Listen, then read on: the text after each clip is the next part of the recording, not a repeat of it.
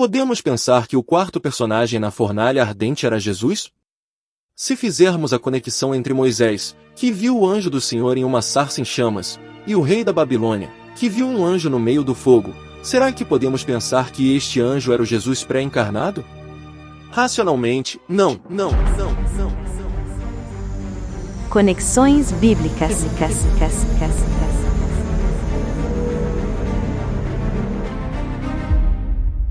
Bem-vindos ao programa Conexões Bíblicas. Aqui buscamos algo extraordinário nas Escrituras, as ligações profundas entre acontecimentos, profecias e revelações que, ao longo da Bíblia, apontam para o mesmo propósito divino. O quarto homem, entre a tradição e as Escrituras.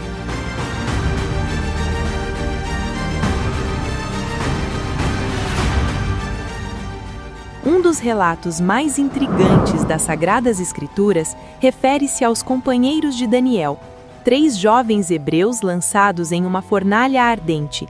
A Bíblia narra que, ao olhar para o interior das chamas, o rei Nabucodonosor avistou uma quarta pessoa caminhando com eles, sem que o fogo os consumisse.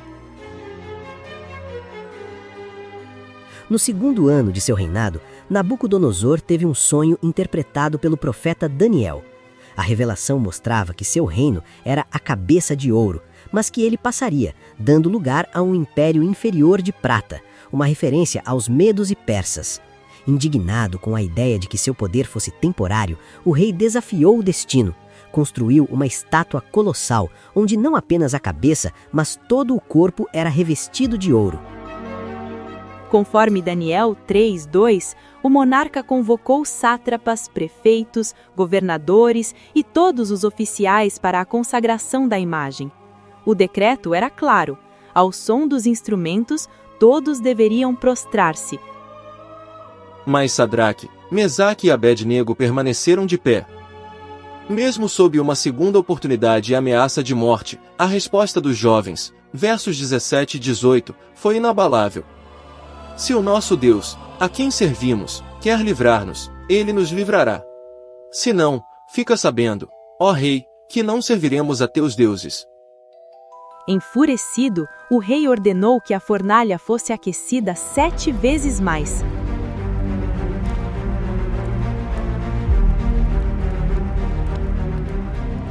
Contudo, ao observar o interior do fogo, o espanto tomou conta do soberano.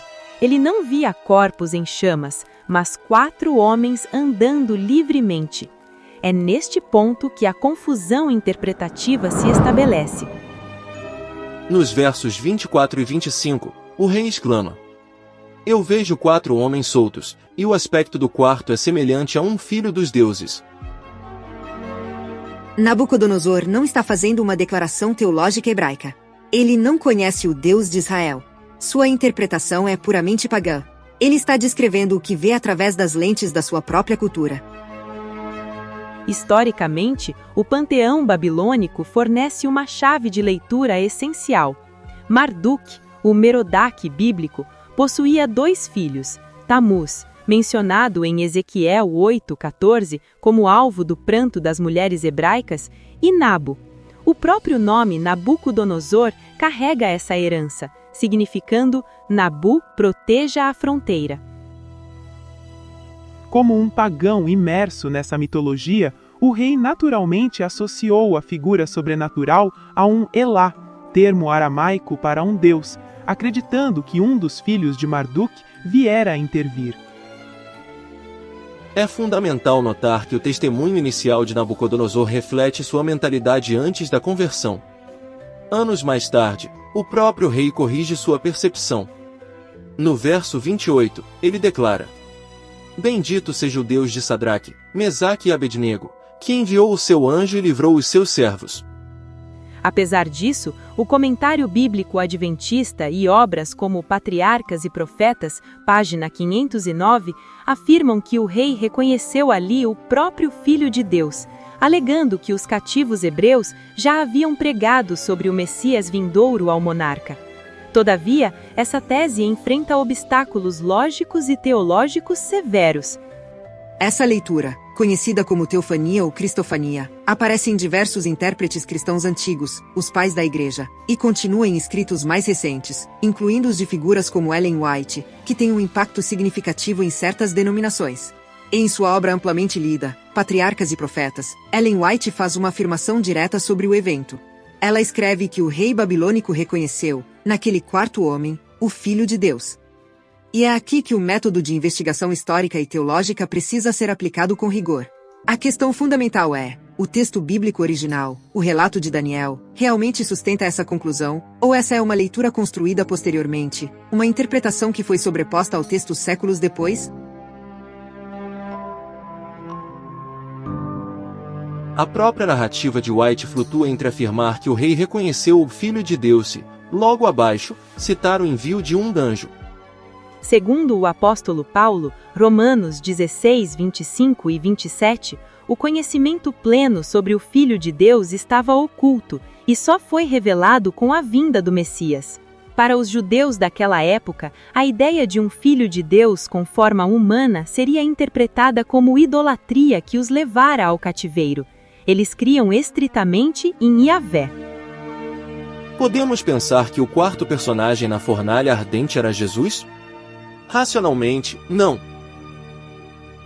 É inexplicável que não houvesse um gesto de adoração ou uma palavra de exaltação por parte dos hebreus.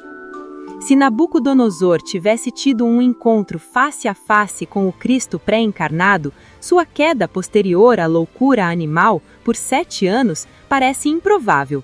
Ele continuou tratando o Deus hebreu como um entre outros, até sua humilhação final.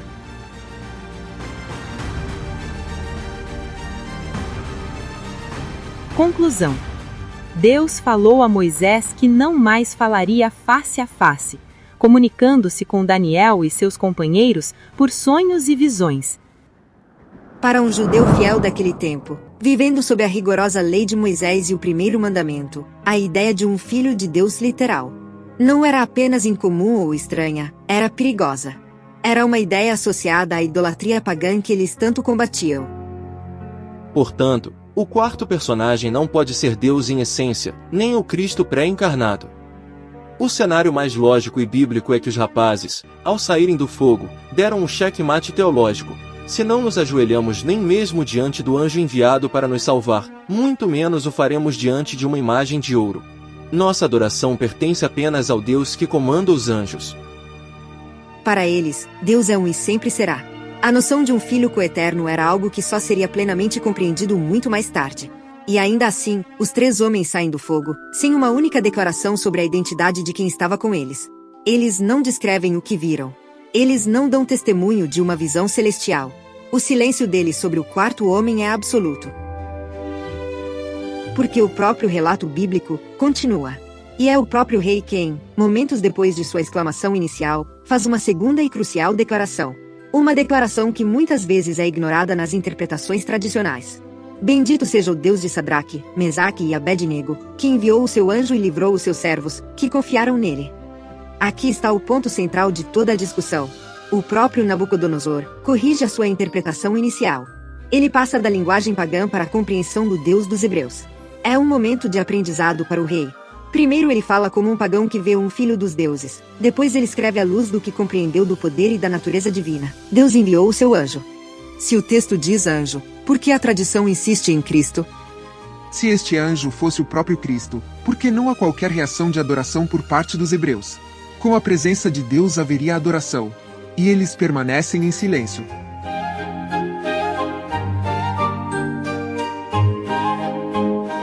Conexões Bíblicas.